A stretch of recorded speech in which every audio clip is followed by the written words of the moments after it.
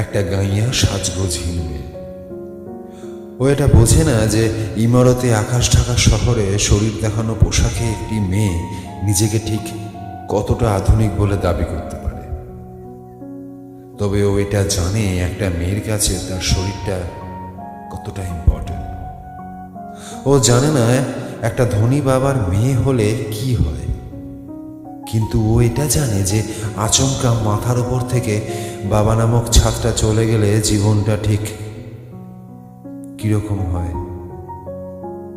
রাই একটা মেয়ে, একটা সেকেলে ওল্ড ফ্যাশন মেয়ে। ও মনে করে কলকাতা শুধু একটা ঝাঁচকচকে শহর না, তার সাথে কলকাতার স্বপ্ন পূরণে একটা মস্ত বড় কল্পতরুর মতো।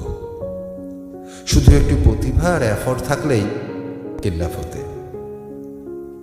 ও জানে না কলকাতা রোজ রাতে কাঁদে।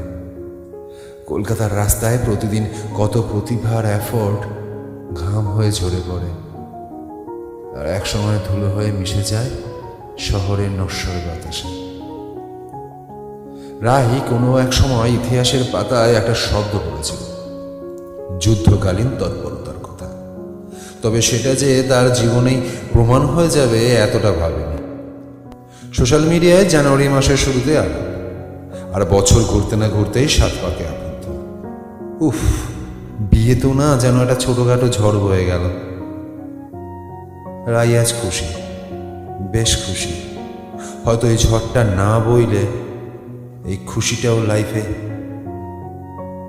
আসতো, বা হয়তো নাও আসতে পারত। রাইয়া আজ বেশ খুশি।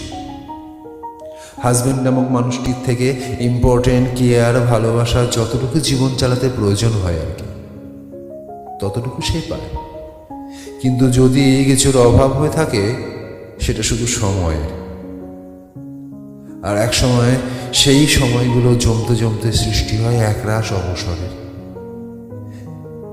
একটা এমন মুহূর্ত আসে, সেই জমাট বাঁধা অবসরগুলো ওকে ছাড়িয়ে দিয়ে জমতে থাকে ঘরের 4টে দেওয়ালে। ফ্ল্যাটের জানলা দিয়ে যেটুকু আকাশ দেখা যায়, সেটুকুই এক সময় দল বদলে মিশে যায় একঘেয়েমি আর মন খারাপের সাথে। অবসরগুলোকে রঙিন করার জন্য রাই আবার হাতে তুলে নেয় তার ফেলে আসা রং আর তুলিগুলোকে।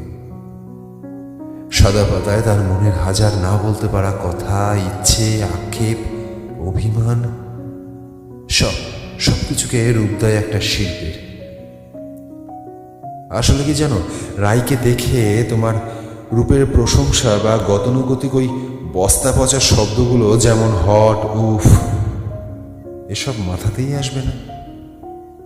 তবে তোমার একটা ইচ্ছে করবে, তোমার ইচ্ছে করবে ওকে একবার শুনতে, একবার বুঝতে, কথা বলতে, বা বন্ধু হতে।